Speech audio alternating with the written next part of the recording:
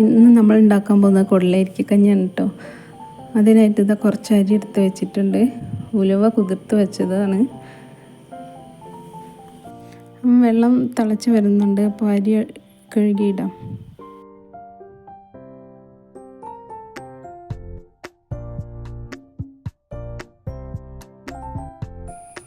ഉണങ്ങലരിയാണ് കേട്ടോ ഞാൻ എടുത്തിട്ടുള്ളത്.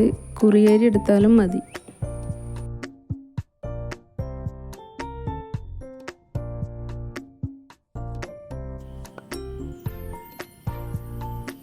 എന്നിട്ടിത് നല്ലപോലെ ഇളക്കി കൊടുക്കാം.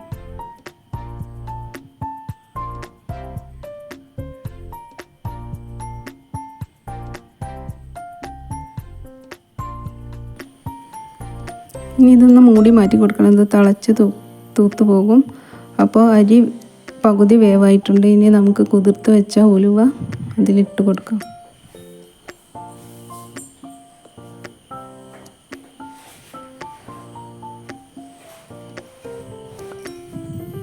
ഇത് ഇടയ്ക്കിടയ്ക്ക് ഇളക്കി കൊടുക്കണം, എല്ലിൽ അടുക്കി പിടിക്കും. ഇതൊന്ന് പകുതിയാക്കി മൂടി വയ്ക്കാം. ഒരു പിടി കുടലരിക്കയാണ് എടുത്തിട്ടുള്ളത്. അതിനി ഇടിച്ച് പിഴിഞ്ഞ് അതിൻ്റെ ജ്യൂസ് എടുത്തിട്ട് വരാം. ഞാൻ ജ്യൂസ് ഒന്ന് അരിച്ചെടുക്കണം. ഞാനിത് ഉരലിൽ വെച്ചിട്ടാണ് ഇടിച്ചെടുത്തിട്ടുള്ളത്. അപ്പോൾ ഇതിൻ്റെ തണ്ടും ഇലയും എല്ലാം കൂടി ഒരുമിച്ച് എടുക്കുന്നതാണ് നല്ലത്.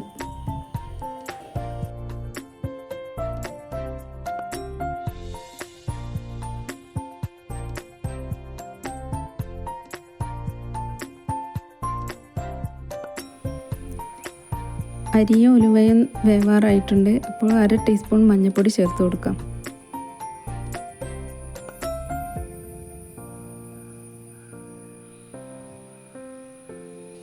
നല്ലപോലെ ഇളക്കുക.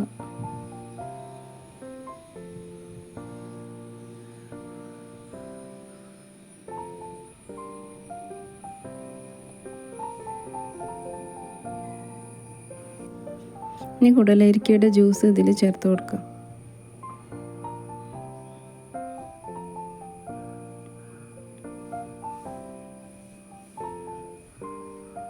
ഇനി നല്ലപോലെ ഇളക്കി യോജിപ്പിക്കുക.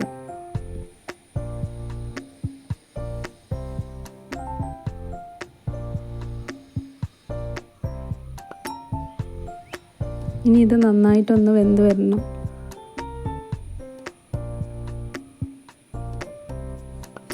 ഇനി ഇതിലേക്ക് 1/2 മുറി തേങ്ങ, 1/2 ടീസ്പൂൺ നല്ല ജീരകം, കുറച്ച് ചെറിയ ഉള്ളി എന്നിവ അരച്ചെടുക്കാം. അപ്പോൾ കുടലരിക്കയുടെ ജ്യൂസൊക്കെ നല്ലപോലെ വെന്ത് കിട്ടിയിട്ടുണ്ട്. ഇനി അരപ്പ് ഇതിലേക്ക് ചേർത്ത് കൊടുക്കാം.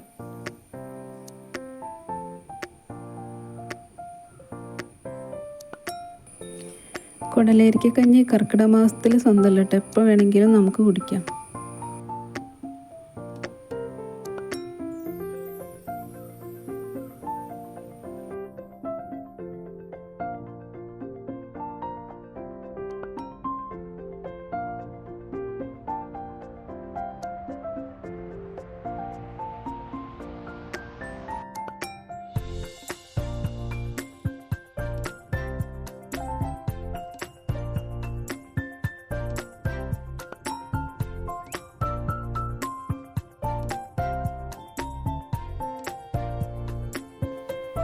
ഇനി ആവശ്യത്തിന് വെള്ളവും ചേർത്ത് നല്ലപോലെ തിളപ്പിച്ചെടുക്കുക.